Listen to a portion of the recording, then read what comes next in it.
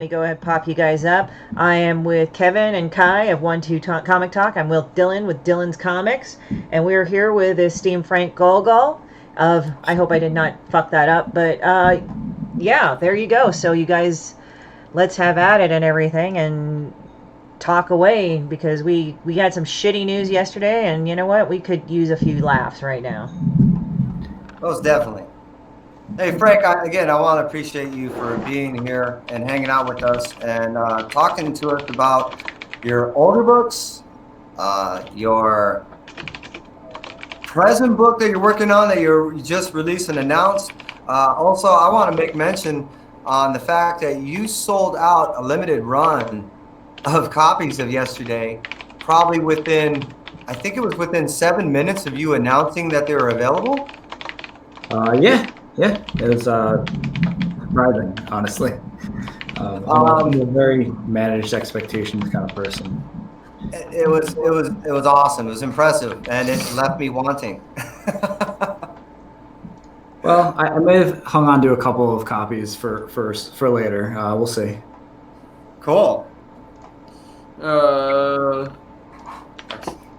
Well, one of the things I wanted to bring up is the fact that when Kai and I first met you, you end up, how I should say, privying us by giving some of the information of No Heroin beforehand. And yeah, I got to read that. And the only ask of you was not to release the information too much that you were giving us. Now that it's finally out, can you kind of tell the community what the story is about, how many issues it is, how long it took you to write it, all the questions we all are dying to know.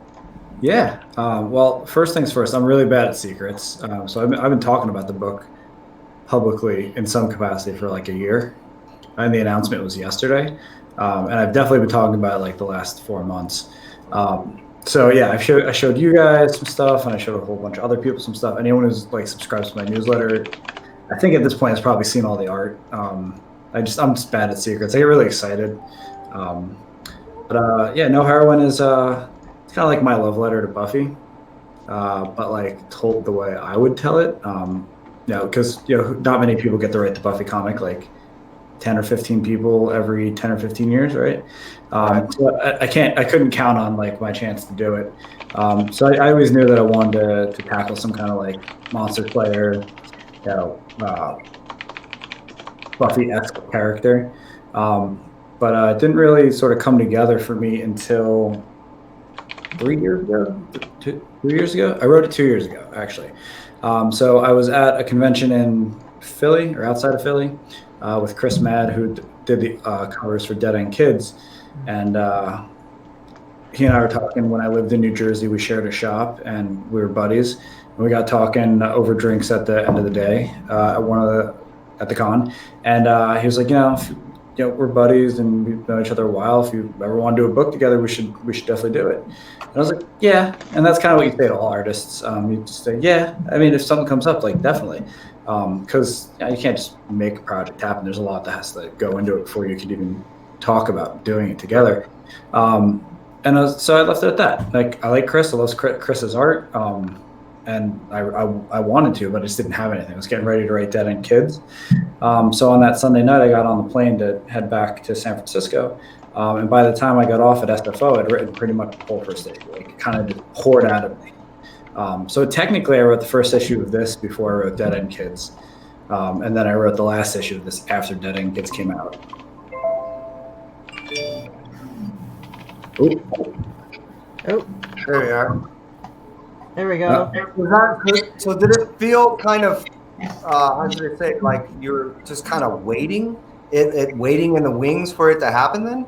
Not really. I am very, very productive. Like, I really put a lot of energy into like pretty much everything I do. So like, if anything, I was looking for time to make it happen and like time to put into the project. And with Dead End Kids happening sort of in the middle of writing it, that sucked up about a year of my life between writing and getting that book produced and putting it out, and it being a much bigger hit than I ever like really imagined it would be. It sort of extended the life of the book for me, like on a things die like by 6 months. Did So Kids achieve a title 2019 Best New Series? Yeah. So, like you said, Dead End Kids actually achieved you a 2019 Best New Series award, right? yeah, fan vote. A lot of suckers out there voted for me. I don't know why. No, man, your writing seems very consistent, and for an individual that's been relatively new on the scene, you hit it hard. Yeah, well, I had a fucked up childhood, and I have like a lot of stuff to talk about. That's a big part of it. But also, like I said, like I don't stop moving. I think that this is factually untrue, but it's very widely known that like if a shark stops moving, they die. And I don't think that's true, but that's sort of like the attitude when I started doing comics. Like if I ever stop doing stuff, like I'm just going to die in the water. So I might as well just keep pushing and pushing and pushing and pushing. So that was helpful, I think, with getting the word out for the book and mobilizing people to go pre-order and stuff like that. So what is your process when you're writing? Yeah, I mean, like grief or Kids and all that. Yeah. Yeah, it's honestly like I've been doing this. So today's April 1st, so I've officially been writing comics for 4 years. I wrote my first script in April of 2016. And it like even 4 years later, like it's still really evolving, and I'm sort of like building tools for myself, kind of like, if that makes sense. There's a podcast called Portrait of an Editor. Francis Lombard does it. And he used to edit at Humanoids and I think another publisher. Now he does this podcast where he focuses on editors. And it's one of the podcasts I listen to and pay attention to the most because, it's a point of view you don't get a lot of. And he had Daphne Plevin on, who is the editor on Power Rangers, which is my favorite book. But Daphne is also an incredibly smart editor, and they just did a big long episode with her, and she started talking about how she handles giving notes, and like I started rolling that process into my process and building out. I use a lot of spreadsheets. It's pretty technical, honestly. So it's just it starts with like a question usually, or an idea, some kind of character I want to like look at, and then I sort of build everything around that. So for Dead End Kids, I had this idea. I had a question like, does the shit that happens to you when you're a kid like determine who you grow up to be? Like, does it fuck you up so bad that you can't like still end up being like a good, productive member of society? And I sort of built a murder mystery story around that, not the other way around. And everything I do and create is sort of slave to the idea. So like the murder mystery, you could take that out of Dead End Kids and swap it in with like a haunted house story or an alien story, but like the core of the character stuff is the stuff that I'm like really interested in, and everything else is kind of set dressing. Paul Aller, who writes, he did some Power Rangers, he's done a lot of Ninja Turtles, he's on G.I. Joe right now. He's one of the guys who mentored me early in my writing, and he sort of described story as like an old spaghetti western, like the shootout scene. We got the two guys on opposite ends of sort of like the main street or whatever it would be called. Corral style. Yeah, and then you see like the saloon and the bail bondsman and the sheriff's office all sort of lining the sides of the street, and it adds to the story and what's going on. But then like the director says cut, and you can like walk around behind the storefronts and see that it's all held up with like stilts, and it's all set dressing. It's all something to enhance the story being told, and I took that to heart. So with No Heroin, I just wanted to take sort of a closer look at sort of the recovery part of addiction.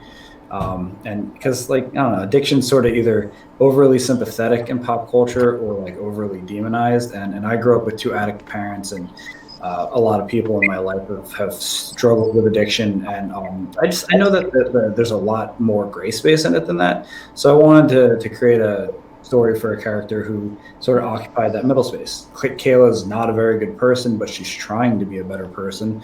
And in a lot of ways, she kind of like is her own worst enemy and makes things worse for herself. And like just throwing some vampires and stuff into that story is like, kind of like, that's the recipe, right? Like I'm really more interested in what's going on with Kayla than with the drug dealing vampires or the werewolf or whatever she's fighting. Interesting. So obviously you're introducing, because I didn't know you were having werewolves inside your story. So obviously you have I werewolves. didn't say that. I just said whatever. Oh, okay. Yeah. But yes, there's a werewolf in the second one. Well, you're the one that said you're not good with secrets. I'm terrible with secrets. What inspired you to create these stories?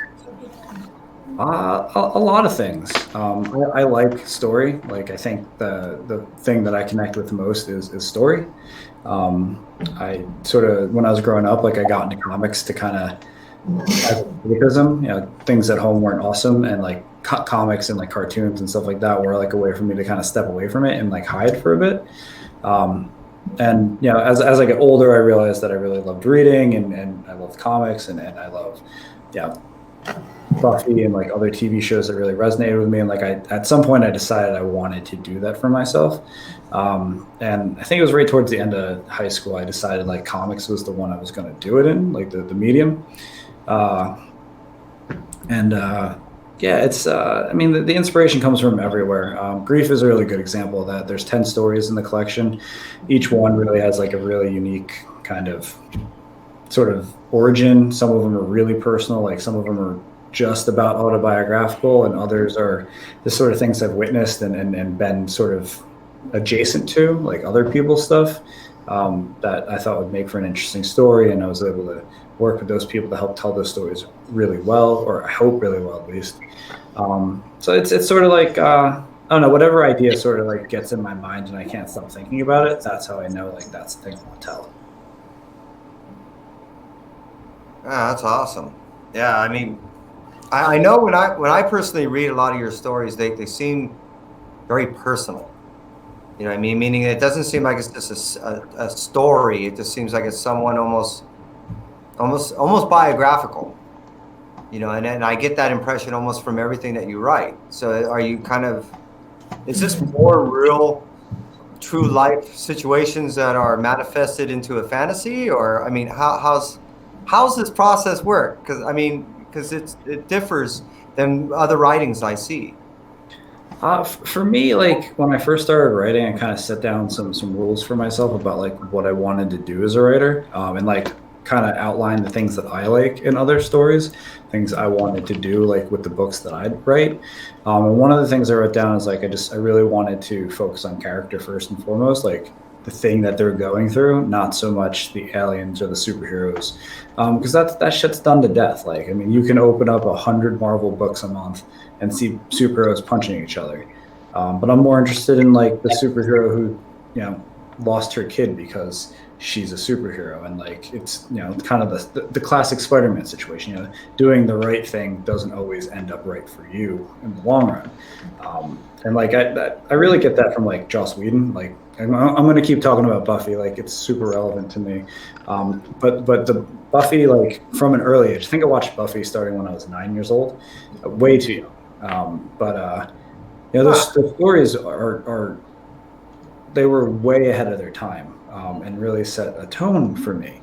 Like I'll never forget the season finale of the second season of Buffy, and like this is spoilers for a show that's well over 20 years old. So Yeah. but so yeah, essentially, you know, Buffy's boyfriend Angel has become evil and he's trying to destroy the world, and you know, she's sort of finally accepts that like to save the world she's got to kill him. And right at the last second before she kills him, like he sort of reverts and doesn't remember anything that happened, and she still has to kill him anyway to save the world. She got the person she loves back, and she had to make the hard choice and do the right thing. And like I really like stories that like are, when the hero wins they also lose. That's like every classic Peter Parker story. Yeah, Dr. Octopus robs a bank and Spider-Man has to suit up and stop him, and he misses, you know, birthday dinner with Aunt May, and she sat there by herself at the restaurant, and you know, Peter's a piece of shit. So like that's, you know, between Joss Whedon and like early Stan Lee and the Jack Kirby, Steve Ditko storytelling, like that's sort of the foundation for like what I want to do. But I also draw like on stuff from my own life, like, you know, No Heroin is about addiction. Addiction is something that has affected my life in a lot of ways.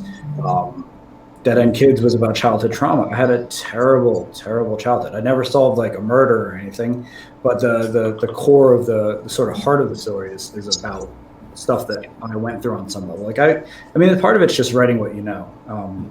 I could never write a book like Vagrant Queen, because I'm not a lesbian, I'm not a Viking, I'm not a lot of those things, and like I wouldn't have a touchstone, and I wouldn't feel comfortable or like I would be able to competently tell those stories. So like, part of it is having to just stick to what I know and tell stories within that space. There are sort of exceptions. There's a story about a trans girl in grief, and the way I went about doing that is I worked with a trans creator to make sure that it's a good representation and not like, a caricature or poorly representative. And from time to time, like I do that because I don't want to be stuck in a tiny box of just being able to tell stories that deal with me. Like one of the things that I don't like about Dead End Kids, and this is looking back, is the cast is all white. It's not anything that was done on purpose, but it is what ended up being the case. So I talked a little bit about Dead End Kids too. It's coming. It's being written right now, and the cast is definitely more diverse, and not for no reason. And it's 3 kids who are the children of people who died because of or in 9/11, in a lot of ways. So one of the characters is a young Muslim woman, and I have an artist I work with, Ahmed Rafet, who was a practicing Muslim for a lot of his life, and he's been helping me make sure that the character is represented really well, and helping me to tell stories that are a little bit more interesting and diverse than Dead End Kids was.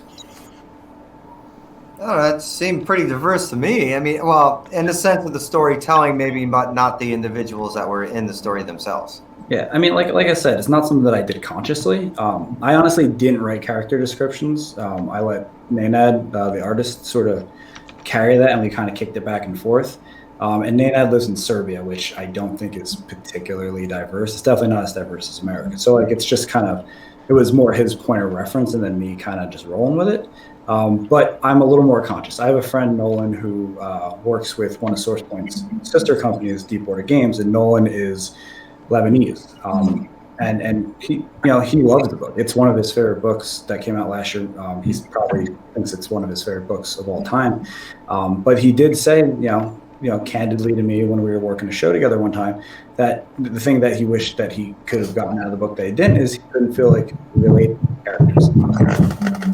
And that really resonated with me. Like it spoke to me, and it was something that I was, glad to be made aware of, because comics are for everyone. What was your favorite story to write out of No Heroin, Dead End Kids? You know what? I like Dead End Kids, but I think No Heroin is the better story.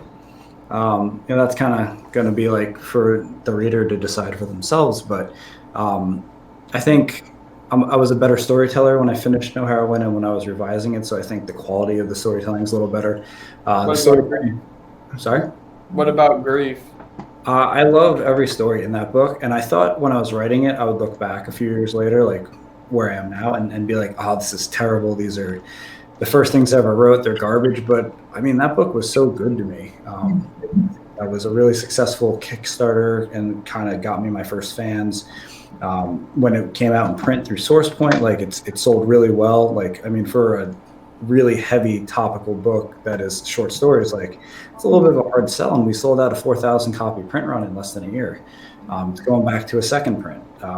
It got nominated for a Ringo Award last year for Best Collection. I mean, like it's the book that keeps on giving. Like every time I think like it's time to put this book away, it's given me everything it can. It gives me more. And I go back and I read it from time to time. It's just to see where it kind of came from, even though it's only been 4 years.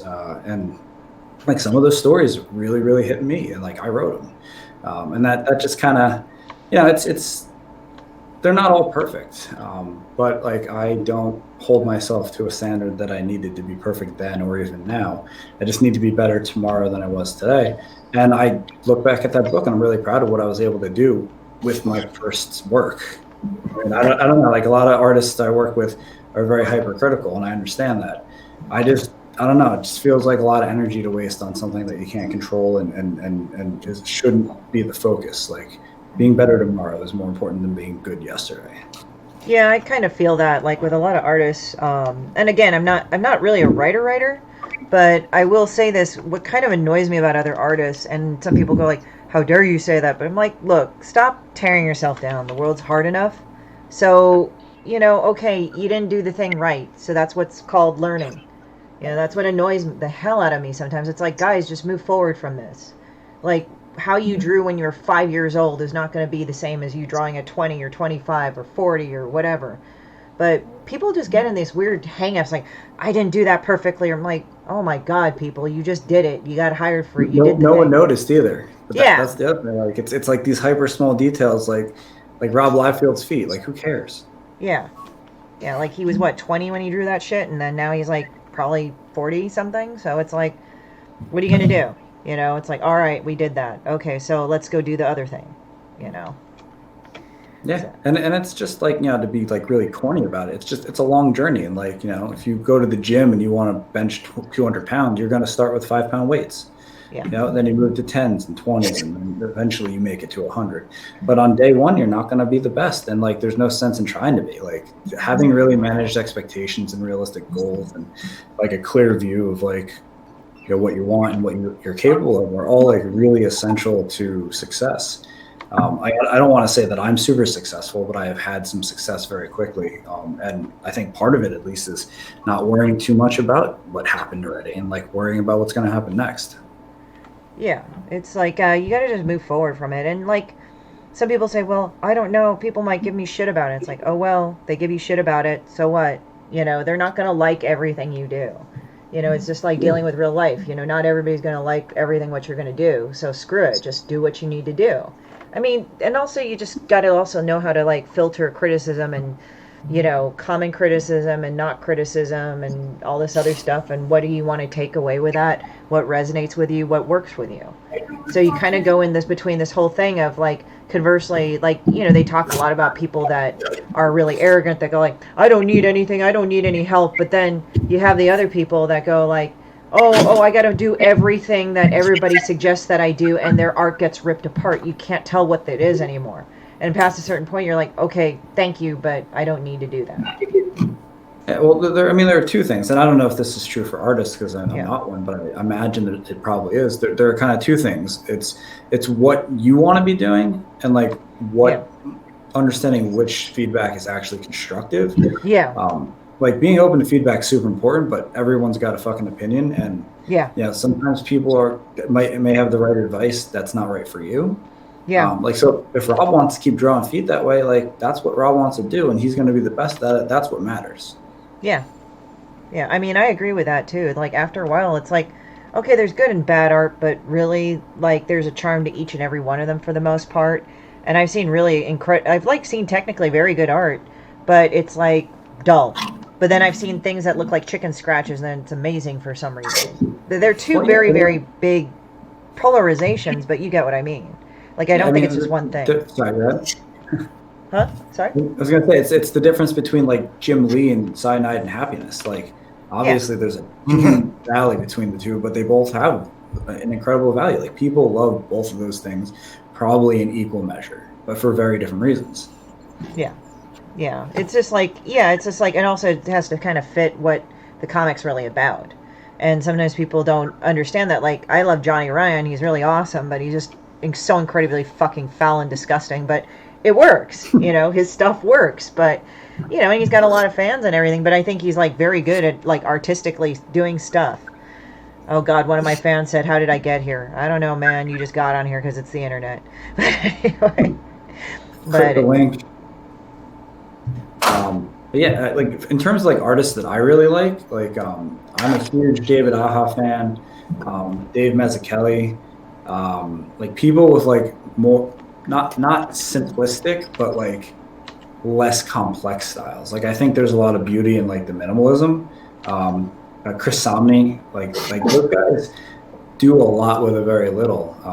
And like, it blows my mind, because you put them next to like Jim Lee or Brian Stegman, like people who who's on Green Lantern right now, like just these hyper detailed artists, and each has got its own value for sure. And one speaks better to me than the other.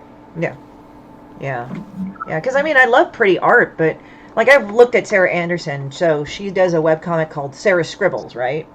I love Sarah Scribbles. Yeah, like the buggy-eyed, weird-looking fuck Mhm. thing, and you're just like, what the hell is this shit? But then it's like, but you like it, but you've seen her draw other stuff, and it's really, really good, and it's really pretty and everything, and I'm not dogging her, but it's like, I like Sarah Scribbles better because I think people like that weird, messy look.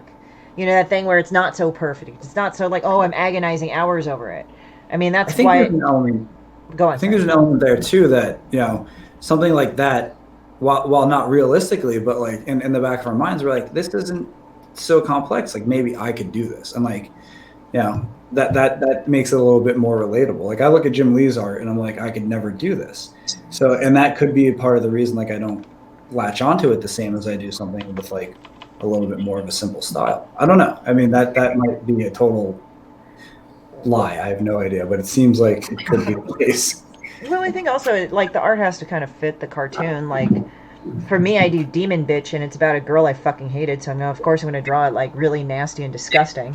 So, I mean, it's like this rubbery thing, and some people, like, have said they hated it, but then they look at my other artwork, and they're like, oh, she can actually draw. I feel really bad for telling her that I hated this, because it looks like shit. And I'm like, it's okay. That's meant to look like shit. It's all right. But it's like, now Demon Bitch is this whole thing where even if people fucking hate it and think it's a terrible piece of shit comic, I start laughing because that's kind of what it's supposed to be. That's the highest form of praise. Yeah. It's, no matter if anybody hates it or likes it or thinks it's the dumbest thing to the smartest thing in the world, I kind of always win in my creation because it's like, oh well, either way it is applicable, so I don't care. So it's like kind of funny.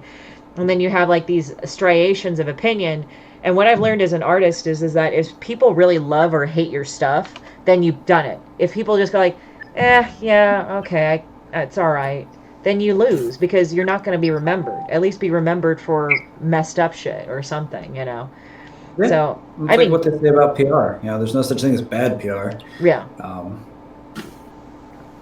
But it's pretty much, so that's pretty much it. I mean, it's like, I don't know, with art, it's interesting because it kind of like, I don't know, it's like, I think, you mentioned you had a bad childhood, and it's interesting because I think art kind of helps us cope, whether it's writing or artistic, not to sound cliched, but what's kind of interesting about it, like for me, it's actually, Demon Bitch is great because it kind of brings out the internet trolls, but it also brings out me being able to fuck with them in a way that I laugh at them. And people go, like, one guy got really upset at me drawing Demon Bitch. It wasn't the content. I just drew Demon Bitch, and he says, what is this? How dare you? What is this supposed to mean? What are you trying to say? I'm like, dude, chill. It's a fucking cartoon. But I was laughing because he was getting so upset. And again, it wasn't anything about the subject matter. It was just, like, hanging out, So it was just really funny. And then he just got even more and more mad at me. And I'm like, it's a cartoon, buddy. I think she was just doing something stupid, but it wasn't anything like, oh, she was beating up a puppy or something. It was just funny.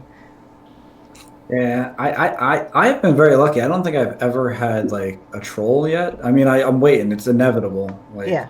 But I always wonder like how I would handle it. Like, cause I've gotten very good about like biting my tongue and like not like on Facebook commenting on people's political stuff when they have like really handy opinions.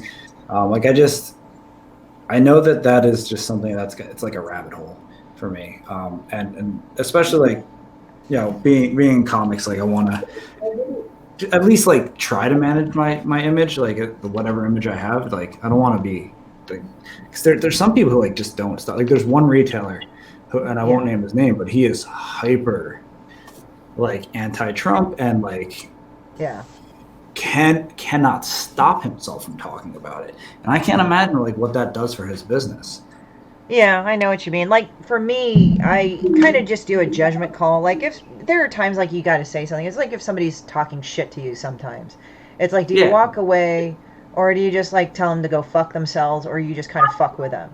It's sort of like, it's not like a blank... Like I said, Yeah. never had to deal with it, so I don't know how I would. But like, if Yeah. somebody's getting in my face, I'm sure I would say something back. Yeah. Yeah. I mean, with me, I've had both. So it's like, I don't know what it is for me, but I've had some idiots like try to go and dox me, and I just go tell them, well, that's okay. You're enabling me to get my concealed carry permit, and they get really upset at me, and I'm like, fuck you, I don't care. Fuck those guys. I'll put my own address on the internet. Oh yeah. I'm just like, okay. And then they're like, you crazy bitch, you threatened me. I'm like, I didn't threaten you. I'm just telling you where I'd go. Fuck off. Leave me alone. Man, that's crazy. I've seen some pretty crazy shit, but it's like, I think that's why Demon Bitch keeps me sane, so I don't go off on people sometimes. Now, But do yeah. you find that there's she, as Christy was describing, it's almost like a catharsis. Do you find that it can be kind of cathartic when you're writing? Yeah, in a lot of ways. Like, I've talked a little bit about this, but because there was like a huge gap between writing No Heroine #1 and finishing the series, like a lot of time passed between the two, and during that time, my younger brother Joey passed away from an OD, I'm sorry. which it was horrible. But like in a weird way, it was like the kind of thing that like made the book complete for me. Like, kind of put everything into perspective and gave me like the direction to make the book like what I think it was supposed to be. I don't think that's a silver lining. I'd much rather have my brother than have a comic. But it's being able to work through that situation while working on the book definitely helped. In a lot of ways, grief is about my mom passing away and like some unresolved stuff with that too. Not that I have like any kind of complex, but like, we had a complicated relationship, and I thought that I had dealt with a lot of that. And writing some of the stories in there kind of made me, as an adult in his 30s, realize, oh, hey, this thing still does bother me, and like here are all these ways it comes out in my everyday life, and now I feel more well adjusted and like, just generally like more content. And every time I write something, like I feel like that, which is why I think like the stuff that I write about comes mostly from within, and like, it's probably stuck in my head because it's something I know I need to address. Like, I'm not a therapist, so I don't know, but writing a book about childhood trauma is pretty suggestive. Like, I think you can probably take a lot away from that. So yeah, it's 100% cathartic.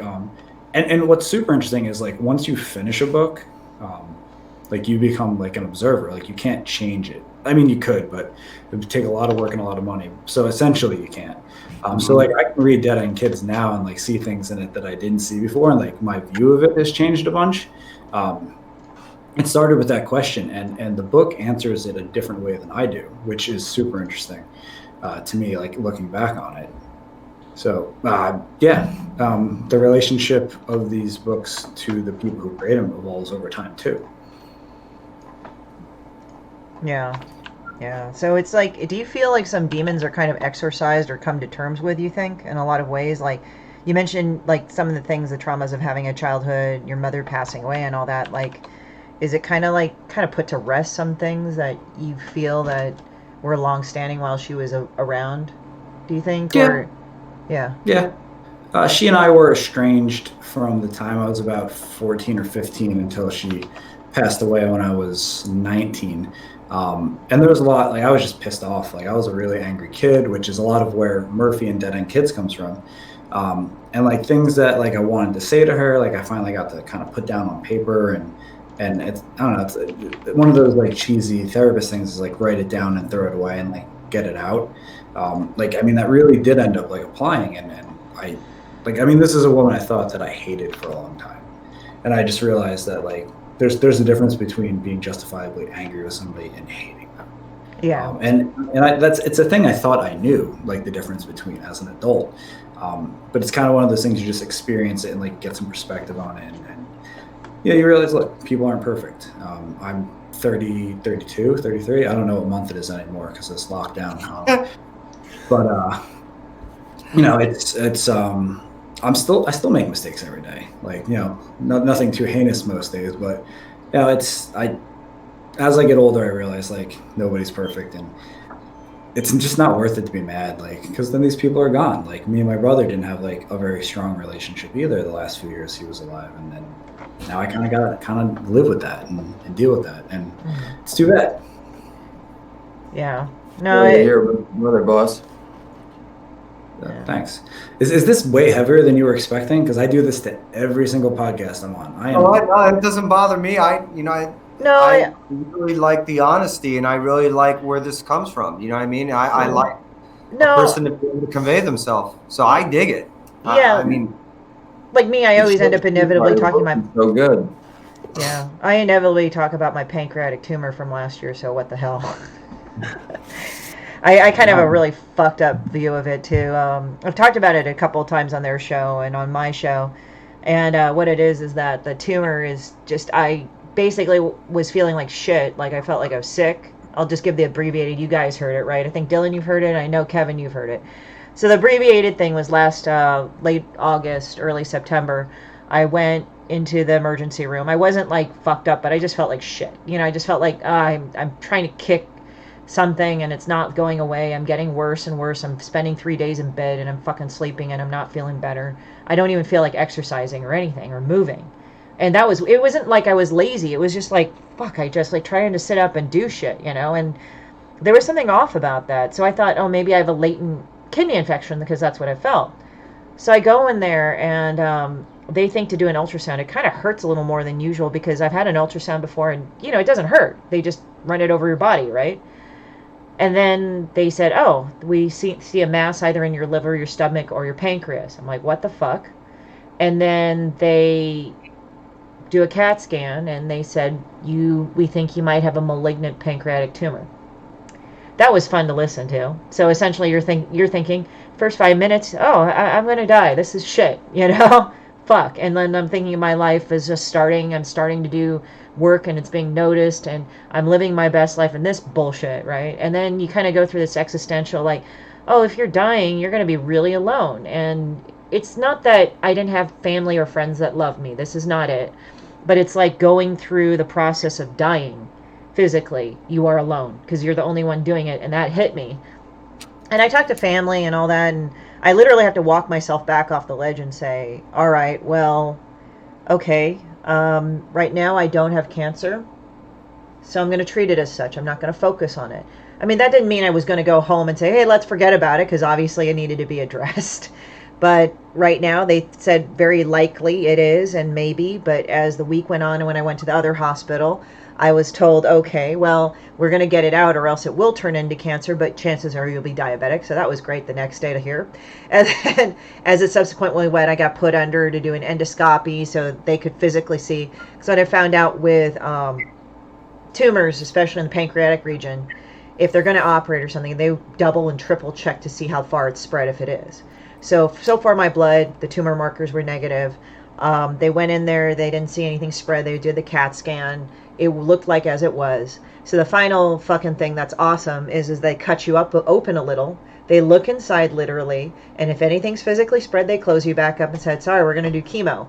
They did not do that with me. They opened me the rest of the way up, and they took out the head of the pancreas, which was 70% tumor, took out the pylorus valve and duodenum, the lower part of my stomach, because that was the blood circulation was very deeply connected with the head of the pancreas, so they got to take it out, or else it dies of necrosis. So they took that out. They took out my gallbladder, nothing wrong with it, but they had to reroute it. So essentially they pulled up my small intestine up, stuck the pancreas in the small end, stuck my stomach on the side of it, stuck my bile duct on the side of it, and that sucked.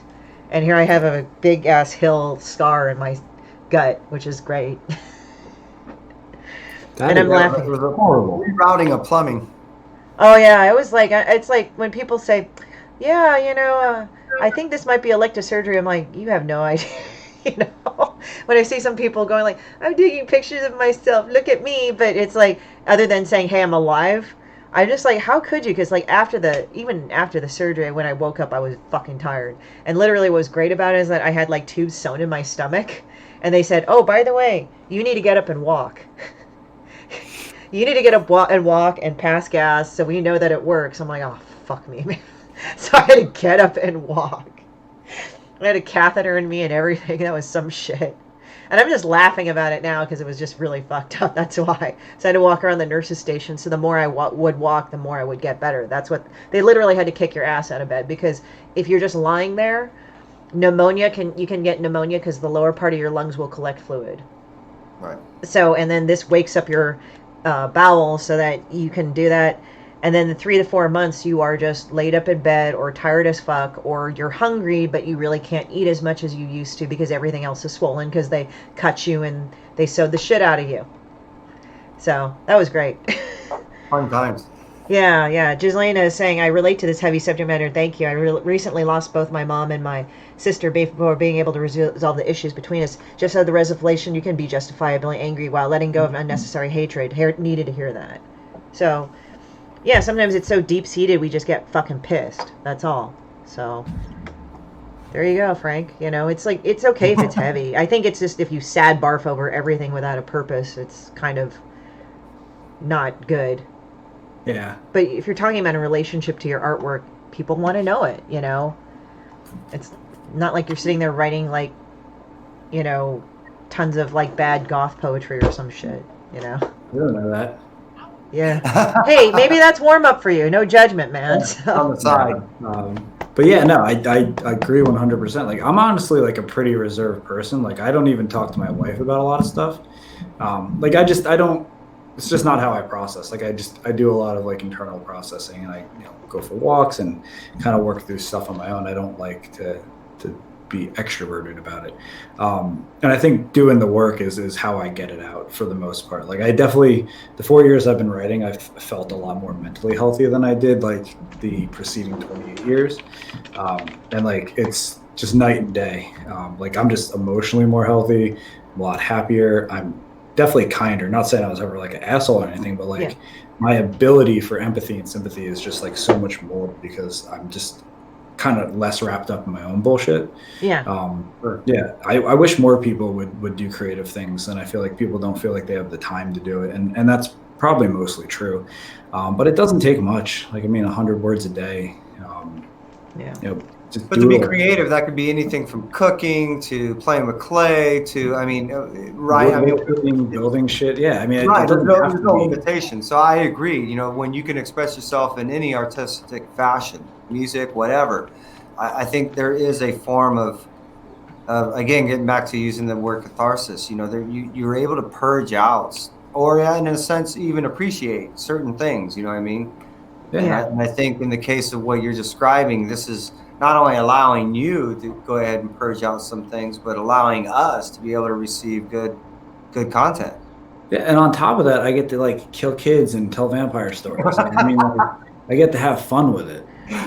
Well, I think also, like, I think it's just, like, I think what's uncomfortable about this situation or any other situation, because sometimes I look at self-help and all that, you know, just because.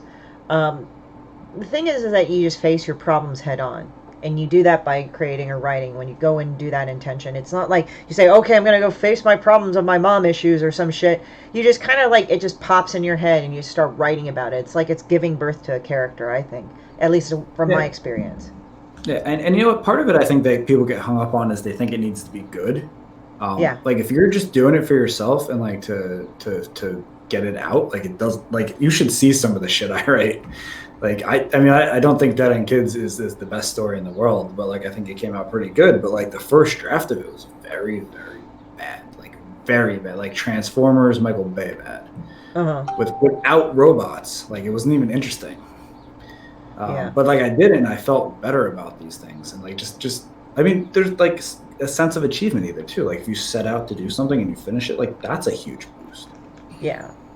I mean, you just have to kind of go and do the whole thing about, like, you know, I think with me, like, this, after this whole operation, it was weird because I had this sort of weird thing of, like, making fun of it all the time. And even to the point that the doctors were fucking laughing at me right before I went into surgery. But at the same time, you know, it's kind of like, it's weird because, like, people on the outside were like, we're so glad you're alive, we're so this, and I kind of just went, like, yeah, okay. But it wasn't like I was trying to shove it down. It's just sort of like, yeah, I kind of went through it, I'm fine, so whatever. Yeah.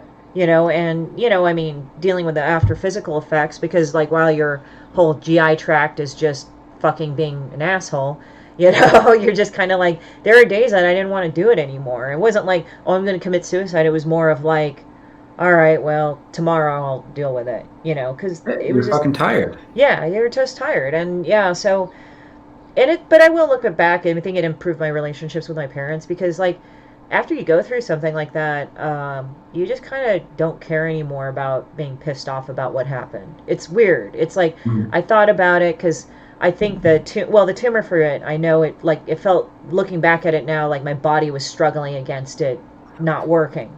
I had put on a lot of weight, and it's weird because, like, you think tumors and stuff with organs would make you lose weight, and it does sometimes, but sometimes it makes you gain weight the other way. So, like, weird changes to your metabolism that's the thing. And it was a slow grower. And I thought to myself, well, I could be mad at my mom and my dad, because, like, the tumor also made me angrier. I don't know if it messed up with my hormones to make me angrier, but, just you get tired after a while and you don't realize it because it crawled up on you so slowly. And I was more angrier. Like, people notice now that, like, wow, you're really more relaxed. And I think also, like, almost kind of dying. But it's also, the thing is that fucking thing isn't vampiring off me anymore, sucking the life out of me. So it's like I'm actually in a better spot. Like, less things are aggravated. My body is less reactive to things. It's more just like, okay, like, if something weird touched my skin, I would get a weird ass rash. And now after that thing's gone, it's like, oh, okay, it's nothing. It's nothing. But yeah, Actually, speaking of vampires, yeah. and the vampires Subtle. that you used in No Heroin, could that actually be looked at as like a symbolic way of, like, you're using them as a symbolism of how they kind of suck the essence of life, and same with heroin, it kind of sucks the essence of life. Yeah, there's a couple things going on there, and some of it like is really intentional, and some of it's like kind of serendipitous. I mean, you can't. First and foremost, you can't tell like a Buffy homage without vampires. Like, so like they were gonna be baked into it one way or the other. But I'm pretty hard on my concepts to try and make sure that they're not cliche or like ground that's been like well trodden before, and to varying success, but like I do try to make sure that the stuff feels at least fresh to me. And vampires have been done over and over and over and over again, so finding sort of like what the right angle is to work them into the plot was kind of hard at first. But then, like, I kind of looked at the story and like the character, like I stopped focusing on the set dressing and started focusing on what I wanted to look at. And I realized, this is a story about a recovering heroin addict. Let's make these vampires drug dealers. Like, let's put her face to face with her problem. So like then it was about kind of finding like how to do that best. And one of the things my personal experience with addicts has shown me, and anyone who's known an addict, is that these people have a very hard time when they get out of rehab or jail, finding work and staying clean, and they have like this whole set of problems that a lot of people don't understand and can't understand. And it leads to like a secondary set of problems, like not being able to find a job, not having a place to live, not being able to sort of do all the things that average people need to do to sort of get by. And it makes them, in a lot of ways, have to rely on other people to an extent. So like my brother, when he would get out of jail or rehab, he would have to go to probation once a month. And he would have to, and it would be like way the fuck across the state, like where he was in jail, which was like way up north in New Jersey. And he couldn't get a job because he had a felony. He had a really hard time finding work, which meant he couldn't have money to have a car, which means he had a hard time getting to probation. And it's like a one strike kind of policy. Like if he missed, he'd go back. So he would ask me for rides, and I would be very happy to do it. Like, I mean, I had a car, I had the time, like, he needed the help, I was happy to do it. But like when you do stuff for people, it becomes easier to ask for more help next time. And eventually it stops being asking for help, and it starts being sort of asking people to do things for you so you don't have to do them. And this is not necessarily conscious, but like I remember one time I asked to borrow some money, and I knew that it wasn't like a loan. I knew I wasn't getting it back, but I lent it to him anyway. And then really quickly after that, he asked to borrow it again, and it became a habit. And it sort of moved from asking for help to taking advantage. And like, to me, that like is like kind of what vampirism is. Like it's feeding off of others to sustain yourself. So like that was kind of like where everything kind of came together for me. So he sort of put Kayla face to face with her problem and showed her a reflection of herself. And that's what the sort of first issue is about. Like, she's been clean for about 90 days. Like, she's not an addict anymore, and she's not having that sort of early days hard time with it anymore. But she has to come to terms with the fact that it's not like a switch. Like, you don't turn addiction off and then everything you did while you were an addict goes away. And she realizes that being clean is the first step on her journey. And like, that's sort of like the mini arc of the first issue, without like spoiling like what happens. So the vampire thing, like, for aesthetic reasons, because it's a Buffy story, we wanted to have vampires. Because of narrative reasons, we sort of teed them up in a certain way and tried to do this specific take on vampires. And then that's kind of it. Like, I mean, the other thing we did with this book is we structured it a little more like one-shots than we did like a very serialized, like each issue leads into the next. Because that's how TV is, and that's how the Buffy episodes were. Like, you saw the character arc over a season, over several stories, and it built up. So we kind of had one narrative thread that goes through all 3 issues, and then each issue is sort of a standalone monster of the week kind of thing. And it adds up in a really cool way at the end. But that's one of the cool things about indie comics is, like, you can kind of defy those expectations. Like, a lot of people go into a 4-issue miniseries knowing that, okay, first issue setup, middle 2 issues are kind of like the meat of the story, and then the last issue is going to be like where everything gets concluded and tied up, and like that's the end of it. And with Dead End Kids, between issue 2 and issue 3, there's a huge kind of sideways turn, and it defies expectations. And doing an indie book at a small publisher lets me do that, because there's no corporate overlord telling me that this needs to be very accessible, or that it needs to like follow what people are used to be good. And I don't know. And I think No Heroine's going to be a lot of the same. If anything, it's going to be even more left turns. I don't really remember the question you asked. I just kind of No. Well, what you did is you did actually explain it in a different manner, which was even more than I could have asked for. So you're perfect. I know I'm looking way far forward, but is there a possibility of the No Heroine story becoming a whole new world or an ongoing series? I can't answer that question without kind of giving away the ending of the book, or maybe not giving away the ending of the book. But if you are a Doctor Who fan and you've watched like seasons of Doctor Who, you can see the way they kind of build in space in the story to tell other stories between like episodes and stuff.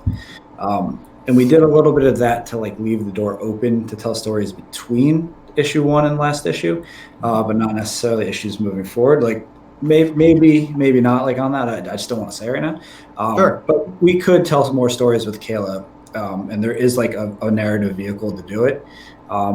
If people like it, I'd consider it. I'm not big on like sequels. They tend to suck. Like, I bet you can't name on 2 hands all the good sequels that have ever been made in movies. Sure. They're really hard to do. Expectations get really high, and people, love these things so much that they get mad when they're not what they want them to be. So it's a slippery slope. And doing Dead End Kids 2 has been like really had to be really like aware of those things, and not combat them, but make sure that I'm aware. We have a good story for Dead End Kids 2, and it's not going to be what people are expecting. So you're not going to make everyone happy, and that's okay. I think we've got a good story, though. And the same would be the truth for No Heroine 2 if we did another one. I do have a story that, I'm just calling old woman Kayla, kind of like Old Man Logan, but for her, like, what would she look like 60 years from now kind of thing? Like, that, I don't think that I'll ever tell that story. But, like, I like the idea of, like, every hero having their, like, Batman Year One and their Dark Knight Returns. Like, sort of like I love Casino Royale and a Skyfall for Bond. Like, I think those 2 movies, that's his year 1, and that's his Dark Knight Returns. So I always have that idea in the back of my head for every character I do. But that's just kind of just how my brain works. Like, and I think that's probably one of the better ways to try and do a sequel. Like, just huge time jump, kind of like different story with the same character, but like they have like a different thing going on. Because like a lot of sequels suffer from essentially trying to be a bigger version of the first movie. Like look at Iron Man 2, which I don't think is like the worst movie I've ever seen, but it definitely suffers from being Iron Man 1, but with more robots and Right. more Tony Stark and like all the things that people loved about the first one. So it's, I don't know, like I think about it a lot. I'm not saying no, I'm saying we'll see. Yeah, and Don Cheadle as a War Machine instead of Terrence Howard. Yeah, Terrence Howard definitely looked the part. Like he looked exactly like I imagined Rhodey, but Don Cheadle's such a better actor. Yeah, I'm really torn. I know. I hear it, man. I hear it. But all I was gonna say, I was a big fan of Dead End Kids, and hearing this, I want to read Grief real badly now. And Kevin knows I've been looking forward to No Heroin. I mean, I could relate to Dead End Kids. Like you said, you were kind of like Murphy. I would have said I was probably like that too, just an angry kid. But you know, growing up in Ohio, I've seen a lot of friends die from heroin, so I have a feeling that one's gonna hit pretty hard for me, just kind of like Dead End Kids did. And I'm a huge monster fan too. So are you gonna have werewolves in it, or is it just vampires? Vampires in the first issue. Okay, cool, man. Because We're gonna do the cover reveal for number 2 in a few weeks, and then you'll know what monsters in it. yeah, I'm excited. I'm a huge Universal Monsters guy, so vampires, werewolves, that's right up my alley, man. Yeah.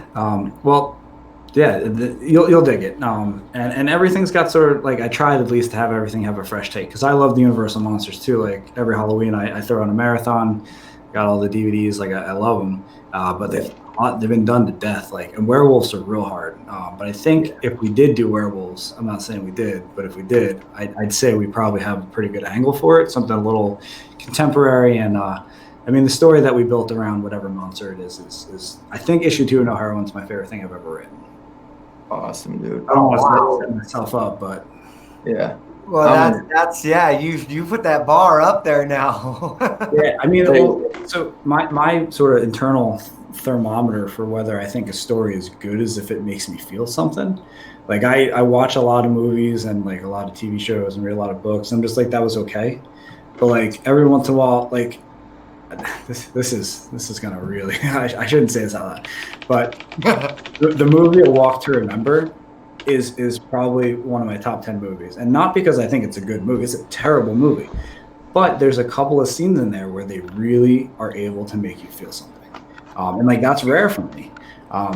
So like when I was writing No Heroin 2, there's a scene where there's a before narrative and an after narrative, and they kind of meet toward the end on one page, and like there's this really fucked up moment, and like when I was writing, I was like, that's it, that's the one. I should just stop right here because I'm not going to write something better than this. So I'm looking forward to seeing how people react to that. I just got the lettering proofs for number 2 today, so it should be locked down in the next couple of days and start getting some reactions. Yeah, werewolves seem to be hard to pull off, and that's actually my favorite too. Werewolves and vampires. But so, you got me real excited, man. Well, listen, when we hop off, hit me up. I got the first issue for you. If you want to check it out? I appreciate it, man. I'll do a review for it whenever. Give me a time date, and I'll put a review out for it, non-spoiler review. Get people excited for it because Dead End Kid was my indie of the year, man. So Appreciate it. they got Grief on a trade. That's one I'm really out of print right now, but I got some copies. Let me see what I got left. I've been putting together some retailer bundles the last couple of weeks to get some product out to shops that need it. Let me see if I got one laying around. Okay. I mean, if you want a copy that is like unreadable, I got a really cool one that I could send you. Check this out. Okay. Where is it? Oh God! If you're giving away private stuff. Nah. Well, you know what? I mean, look behind you. Oh my God! I know, man. Look at that bookshelf. You can't even see all the bookshelves. It's huge. But check it out. This is my favorite copy of Grief. It's the only one from the original print run that ended up like this, but it printed backwards. So like, no way! The first page, the title page is all the way back at the end. Like I don't know what happened, how it happened, but But yeah, if you want like a really cool one-of-a-kind collectors, I got you. Hey man, Oh, you got me all kinds of jealous, Dylan. There you go, Oh, man. You the man. Man, that's awesome. Heck yeah. I like to take care of people, It's man. manga style. Yeah, exactly. It is. It reads right to left or left to right. Yeah. Still, just about. I Oh like to take my care of god! people, man. Wait, it's actually printed reverse too. That That's what he's done. Yeah. Oh my god! So here's the back page, and there's the title page. Whoa. On the back what? of that. That's like that Ice Cream Man issue that reads like left to right. Yeah. I like shit like this. It's cool, and it. Yeah, And this, that is cool. I mean, there are I think 15 copies left set aside for retailer bundles, and if those 15 come back like just regular, this is the only one that was like that. Wow. So Kevin, I know you had some rapid fire questions you wanted to send me. Absolutely. Love to hit you. So Kyle will start them off. Yeah, let's do that, and then get back to my day job because I'm definitely abusing this privilege. Yeah. We appreciate you being here. We really do. And it sounds like to me you're going to have to hang out with us again after which some of these things drop so we can actually talk about. Yeah, this is a nice way to break the day up. All right. Do you like marshmallows? Yeah, who doesn't? Monsters don't like marshmallows. Oh, okay. You're not gonna. Okay. Yeah. What was the last movie you watched? The third James Bond, Thunderball, Really? or is that the fourth? That's the fourth one, fifth one. This is the old Thunderball. school series, right? Yeah, this it's like the third to last of the. Yeah, I think you're right. I think it's like. I was thinking Skyfall for a second. Yeah, no, it's what is it? Hang on, I got this. It's Dr. No. It's Diamond from Russia with Love. The one that's in Kentucky, Goldfinger, and right. that's number 4. Okay. Favorite ice cream? I don't know that I have a favorite ice cream. I really do like ice cream. I have more flavors that I don't like than I do like, I think. Oh, What flavors don't you like? there you go. Banana, like anything flavored like banana tastes like ass. Like, and I don't know why. It doesn't taste like a banana. Yeah. Okay. Oh my I god. don't like Syrup I don't banana. I Disgusting. don't like caramel either. Anything with caramel, I'm probably not gonna Wow. like. I just No, something no about Milky Way. yeah. Okay. Milky Ways are kind of okay, but like cold frozen caramel and like caramel candies like are hard passes every time. Okay. Did you ever skateboard? I tried. I grew up around the time and at the right age to have played Tony Hawk's Pro Skater. Oh on god, the I Double remember that skateboard. fucking game. And I definitely had a skateboard and I looked really cool with it. And I definitely fell off of it a lot. But yes, I guess. You and me both, man. You and me both.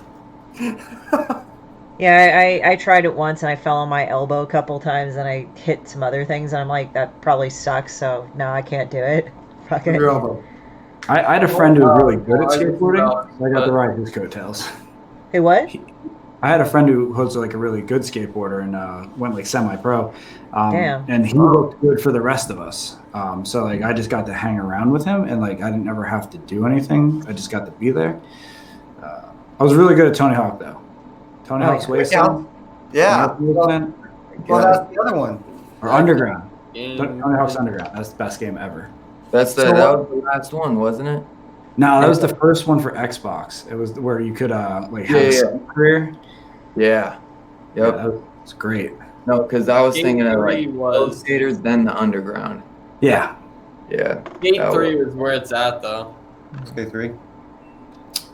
Kai, Skate I'm too Yep. old for that. I don't know what that Okay, so you're not playing games anymore? I play games. I do find myself sort of like playing games that are older or like games that are remade now that I missed. Like I'm Final playing Fantasy Resident VII. Evil 2 for the first time. Final Fantasy VII, you gonna Did do play that? Shadow of the Colossus. I played Shadow of the Colossus, which it was a really good looking game, but it was kind of boring. Like you just kind of just go kill these 12 monsters. Yeah, And for that's no all. reason. Yeah. Yeah, Well- I liked it. It was fine. I'm playing Resident Evil 2 now and Uncharted 3. Sorry, They going back. remastered. Didn't they remaster Resident Evil 2? Everyone, I heard that really, really good now. Yeah, well, both of those games are getting remastered, and that's why I'm playing them now. Like I missed them the first time around. Yeah. Yeah. I'm a big Yeah. Metal Gear fan. I'll play Metal Gear anything all day. Oh yeah, Snake, about man. God of He's a War? badass dude. What about God of War? So you guys can't see it's on the other side of the computer, but my stack of games to play is Uncharted 4, God of War, Resident Evil 2, Last of Us, and the first 3 Uncharted's. Oh, okay. So like you're that, 1.5. that's yeah. I mean, at this rate, I'll finish them in the next month or so because I'm stuck inside all fucking day. Yeah, and then I on the Xbox, which is out in the living room, we've got the Tomb Raider series that came out the last couple of years. Oh, that's good. It's a good game. Those are good. I really I beat the first one when it came out, and then I kind of fell off. It came out like the same week as like Daredevil came out on Netflix, and like I just fell right off when I started watching Daredevil. Yeah. Never got back on. I beat the first one. I only played like the first couple levels of the second one, and then I fell off as well. Yeah, I don't play a lot of games, but the ones I do, like I play like 100%. Like I played Metal Gear 5 and got 100% on that, and it took like 2 years. But like, Oh my god.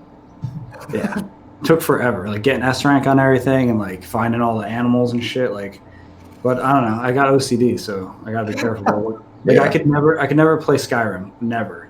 I would never finish. I would do everything and Yeah, keep sure. going. Some people just play Skyrim and can like never finish. There's a lot, but you can also do like nothing and just beat the Well, game. that's the thing. That's the thing. I played Skyrim for like an hour or 2 hours, and like at the end of it, I was like the vampire king and like a pirate and like had a house and shit, but like I hadn't actually started the story, and I was like, nope, this isn't for me. I'll never finish this. Same with like, I tried to play Red Dead Redemption 2, and like the game was just too big. Like I'll be here for the rest of my life being a cow. It's like Westworld for like real life.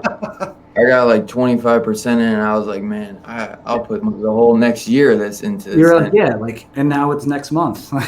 Yeah. It took me an entire winter break to beat Red Dead. Yeah, I played the first one and I beat it and I liked it a lot, and I love westerns. Like I love Gun back on Xbox, and there's a couple other really good ones. But it's too much. Also, the guy walks way too slow. Like part of the reason the game takes so long is because it takes forever to walk. And even to ride the horse when you gotta travel far. In that first part where you're riding through the snow and shit, like it takes. I mean, it's immersive, right? It's realistic. They're trying to replicate what it would have been like. But I need like a fast forward feature. Oh exactly. Yeah. Like okay, I'm not playing riding horse the game. Like holy shit. Like can I just get there kind of thing. Seriously, you'll be riding that horse for like 10 minutes at least sometimes. If you gotta go across the country, it's crazy. The one game where that like wasn't a problem for me is because like it was built to be good to do it. Is The Legend of Zelda for Switch, Breath of the Wild. I mean, like walking across. It took like 20 minutes to get from one side of the country to the other. Like I timed it. I think it's like 26 minutes. But like everything looked cool and like it was worth seeing. Mm-hmm. And they only had to do it once because then you could like fast travel. Yeah. But there was some pretty cool movement. You gotta lie, you can't lie. Shield surfing was probably one of the greatest things to ever happen. Yeah, and like some of the like little dumb hacks people came up with, like standing on top of a metal door and using the metal power to like create a flying carpet, essentially. Like, yeah, it was fun. I remember that one. That's a cool one. It is a really cool game, man. Have you heard of the one where you can hit the boulder a bunch, climb on it, and you stasis it, and then you just go flying? Yep, get launched off. Oh, well, some dude surfed a log, like a giant tree he cut down. Huh. Like you said, there's hacks all over. So like us, you're an animal lover. So you have a dog. What's the name of the dog? Waffle. Her name is Waffle. I also have a cat now. I have a cat too. Who I don't really? like. Yeah, I don't like him though. Oh, you're just trying to complete the whole thing. You know what I mean? That's all. Well, I've also got a wife, so she's got a cat. So I have a cat. It's sort of orders of operations. It's not my cat. Deal. Yeah, but his name is Pizza Cat. Pizza Cat. So you have a Waffle and a Pizza Cat. Yeah, well, it's after Pizza Dog from Hawkeye, the Matt Fraction run. He had Pizza Dog kind of floating around. And that was like one of my stipulations. Like if we get a cat, I get to pick it and I get to name it. So I found like the coolest cat that there is, but he's still a cat. And I named him. Oh, here's my kitty. This is a fat ass right here. That's his See, I like other people's cats a lot because I don't have to live with them. Like I can't. You guys probably can't see it, but I'm just drenched in cat hair. Like it's just same here. every inch of everything I own. We have so many rollers and like special shit to put in the wash to catch cat hair, and none of it works. Yeah. This is who I am now. I'm a cat suit person. Oh man, I got a dog and I wear black a lot, so I literally he shed like he doesn't shed horribly bad because he's a pit bull, but he still sheds enough where it gets all over my black pants every time or a black shirt. It's absolutely ridiculous.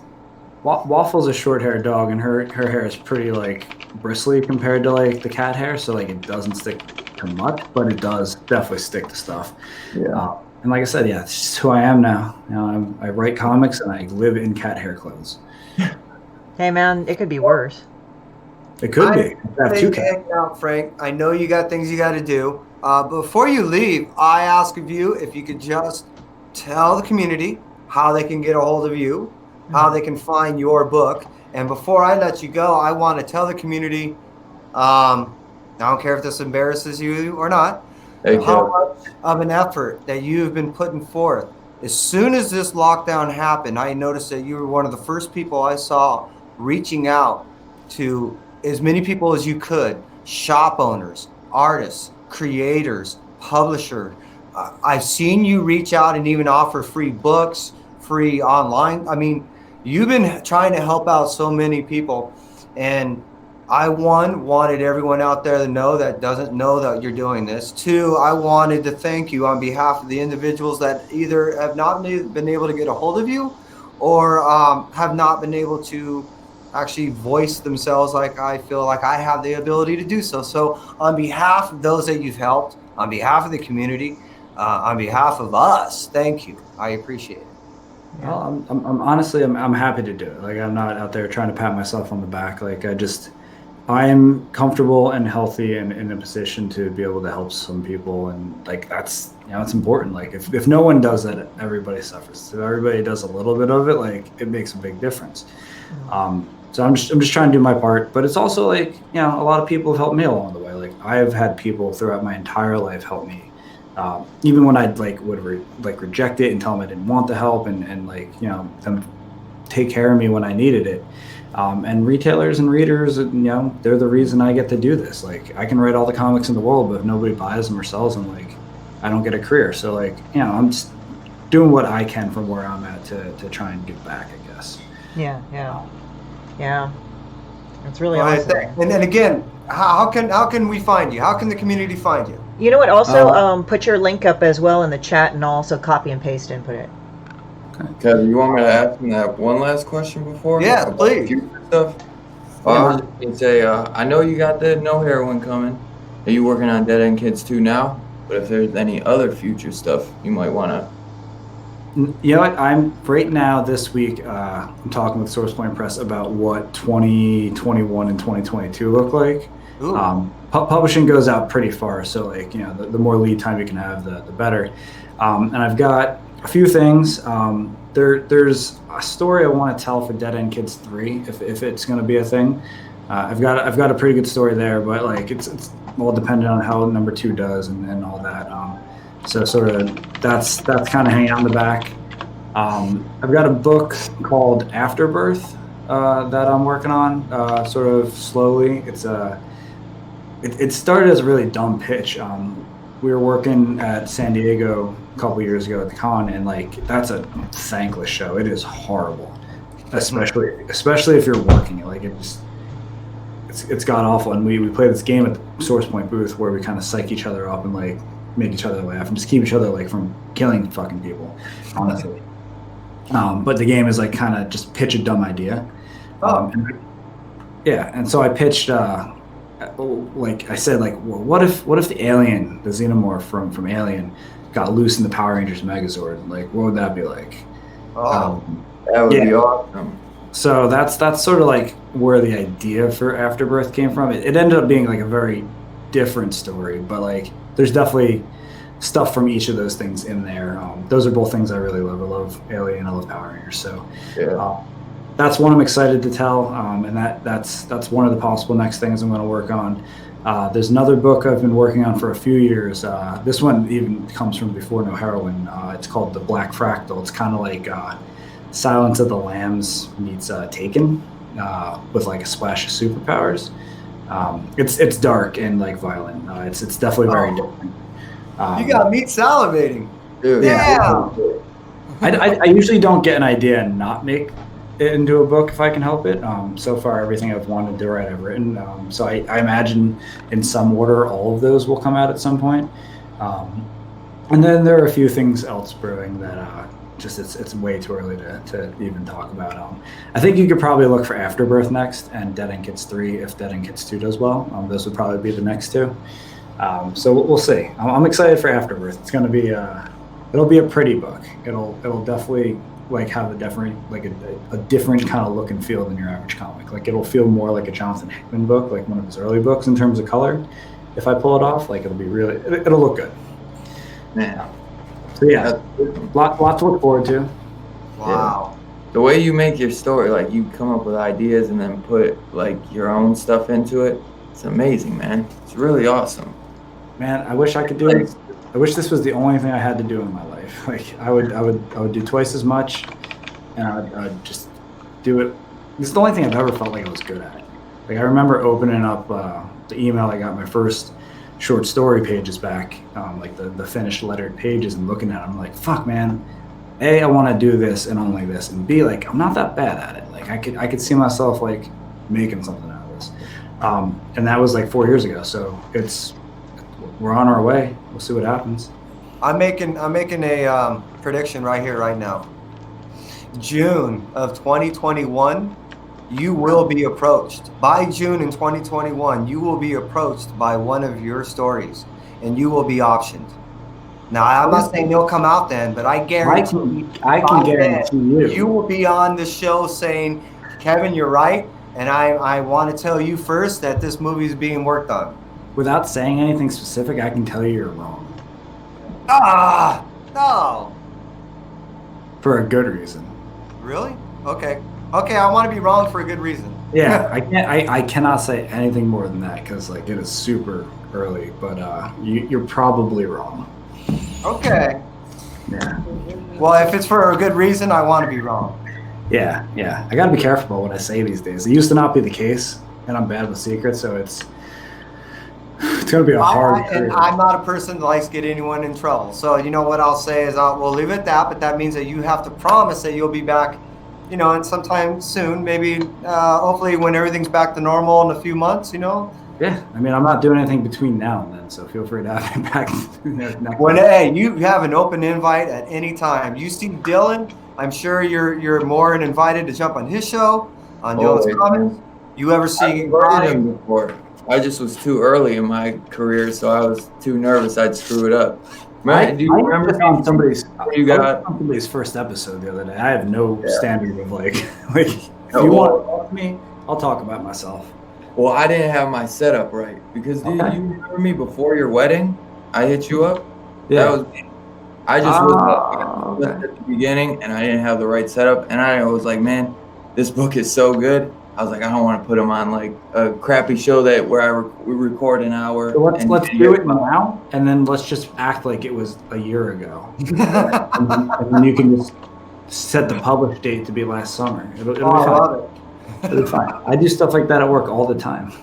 But yeah, think about the scoop you would have too. It'd be over a year in advance. Yeah, you'll look awesome.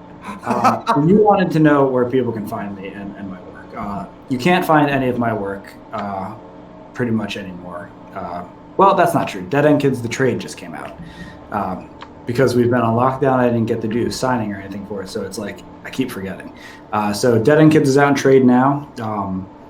If you want like old school first print issues, they're much cheaper on eBay now than they were, but they're still like kind of like on the pricey side for an indie book. Like I mean, $10 for the first one, I think. If you're like me and you want to like buy a graded copy, it might cost you a little more. This is actually a very special one. Some guy tried to say the book was optioned for TV, so I bought that eBay listing so he would have to make that label out and see my name on it and knew he got That's awesome. I got it real cheap too. Like these were going for like 100, 150 for a while. I got this for like $38. Oh, that's not bad. Yeah, so like it was a big old win. But yeah, so Dead End Kids is out in trade now. Single issues, you're gonna have to find those. I know that there are a couple shops that have first prints though. Like I've been talking to a lot of shops lately, and like a few shops hung on to sets, so they're out there for people who are willing to dig. Grief has been out of print since last July. I've got a few copies left just from my personal stock that I've been hanging on to. But I'm sending those out to retailers this week. So essentially that one you can't get, but I'm giving it away for free on Facebook. Like every couple of days I throw up a post with the link to just download it. People need stuff to read, and I think it's a hopeful book. So if you're feeling down, definitely go track that down on my Facebook and then just read it for free. The second print is coming later this year, or it was supposed to. We'll see how things shake out with that. It will get a second print with like a slightly tweaked cover. It'll be inverted, so the sky will be black, or red rather, and the bird will be black. It looks pretty cool. Yeah, I wanted to do something special for the people who supported the book early and like let them have their own like unique version of it. But I couldn't change it too much. So it looks cool though. It'll definitely be better for people who want to read the physical one in a couple months. But in the meantime, the digital exists. And then No Heroine is coming in June. As long as the world doesn't end between now and then. Pre-orders are open right now. So anyone who's listening who wants to check out the book, hit up your retailer, your local comic shop, and just tell them you want No Heroine. Some retailers aren't doing pre-orders in April, but I think 99 out of 100 of the ones I've talked to over the last week or so have said they're planning to make their orders. So if your shop's closed, just shoot them an email, give them a call, hit them up on Facebook. That's how I talk to my shop owner. And yeah, like if it sounds like a book that you'll dig, definitely go pre-order it. If there are other books you're hearing about that you want to check out, definitely go pre-order those, even if it's not No Heroine. The shops are going to open back up eventually, and these pre-orders are going to start rolling in a couple months, and like that's going to be the product they have for the shelves. But if people don't do the pre-orders now, they're not going to know to get it, and then the shops are not going to have stock. So like everyone who buys comics should participate in the pre-order system, whether it's for No Heroine or Dead End Kids 2 when it comes out, or if it's for Kanto. You guys have had David on before, I think, right? David's a buddy of mine. I know they're getting another book this year. Rich Duick's got a book coming out, CSRO's. It's a spiritual successor of Road to Bones from last year. There's lots of great shit coming, and like it's all in pre-orders now. So like, go plant those seeds for yourself so you have something cool in 2 months. Oh, awesome. Hey, Frank, again, thank you. Christy, thanks for, you as always, you're in this whole thing. Hey. What? I mean, we're going to do lunch dates every day. I love talking to you. Oh, thank you. Appreciate it. Yeah, just let me know. Sorry, I'm like, sometimes like the lag, like it has people like accidentally like simultaneously talking. Unfortunately, the internet is not the greatest even in California, but thank you so much. But I appreciate it, and I appreciate you. And we should trade stories, definitely, Frank. And because I have some books actually that fit in the Western genre that you might like. I have a book that does that. Okay. It's actually better drawn than Demon Bitch, but I'm open to read anything. Oh, okay. Honestly. Yeah. So. Yeah, but that's we'll good. Talk.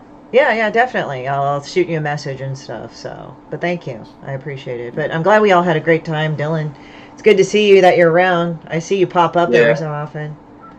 I know the third shift, man, has been killing me, but yeah, I'm figuring it out now, finally. I mean, usually I would have been out till like 9 o'clock, but now that I've been working this third shift the last month, I've been able to kind of figure it out and wake up. If I set an alarm, I'll wake up and do what I need to do. So I can't sleep the whole day. I hate it, but I'll just be so tired. It's such a waste. I hate it, but that's why I work a few days third shift, and then I'll do like my regular landscaping job during the day. So, but that's why I love doing this first. So that's why I'm like, it kills me sleeping that whole day away, because then I'm like, man, I could be doing edited content or just anything else besides sleeping. You're a hustler, man. That's gonna get you far. Well, I try, man. I try. I just like to stay busy, man. I used to just do too much stupid stuff, and I seen too many of my friends end up dying because of the epidemic and stuff. Like I just had a friend pass away recently because of it, and I'm it's sorry. just something like they leave you nothing to do out in Ohio. So I just try to keep myself busy so I don't fall down like I used to or fall like some of my friends have. So you just try to stay busy, man, and stay with good people, man. That's all I like to do. And this community has really brought me up, and I love them, man. It's the best thing, this comic community. Yeah. I agree. Well, hey, I thank everybody. I appreciate you being here, Yeah, Frank. thanks, guys. And thanks, everybody. Yeah, definitely, guys. Talk to you guys soon. All right. Yeah, most See ya. definitely. Take care. Bye. Great talking Bye, to you, Frank. community. 1, 2. Comic Talk. We out. Lunch hour's over, guys. Bye bye.